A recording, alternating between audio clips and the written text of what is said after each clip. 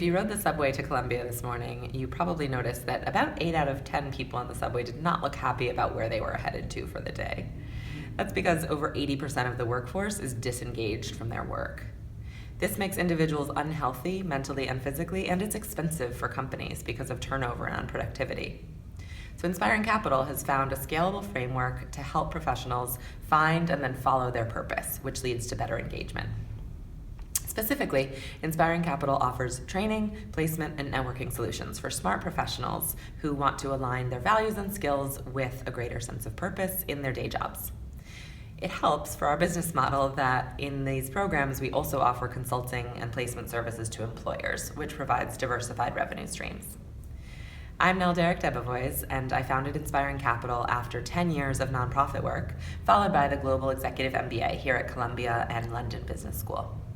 And I saw the struggle that smart professionals had with finding work that both used their skills and their intelligence, but also contributed to a purpose that was more than just wealth accumulation.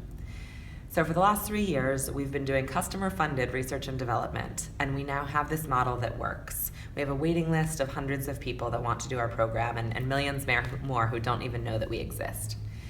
So we have a huge market for a really big vision, but in the meantime, we have a very pragmatic, stepwise plan to expand our program for women reentering to the workforce and then adapt that content to other demographic groups and other geographies before offering a really effective online version of what we do. We built our original MBA program in response to the 72 applications that came in response to a single job posting we did one summer.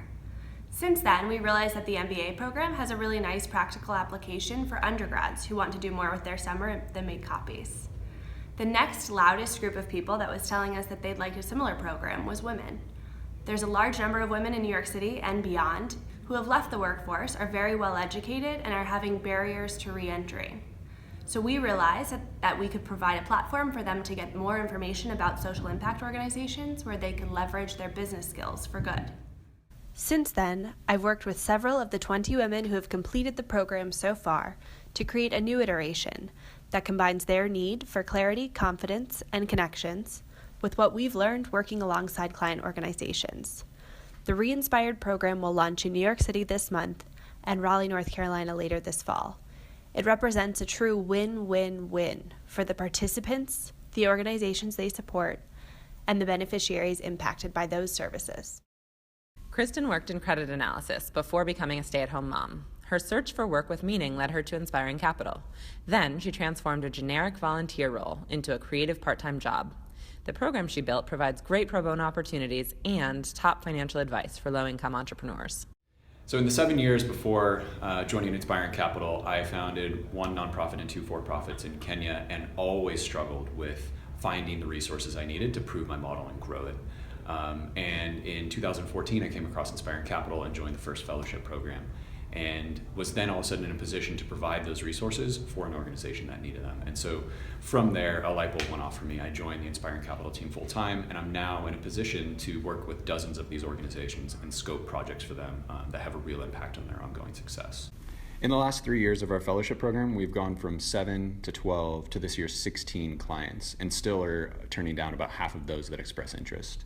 And in that time, we've seen a 5-fold increase in project fees. So there's a real willingness to pay. We're still working on strategy, finance, and operations projects, and there's an increasing variety of organizations in terms of stage, budget, location, and program types.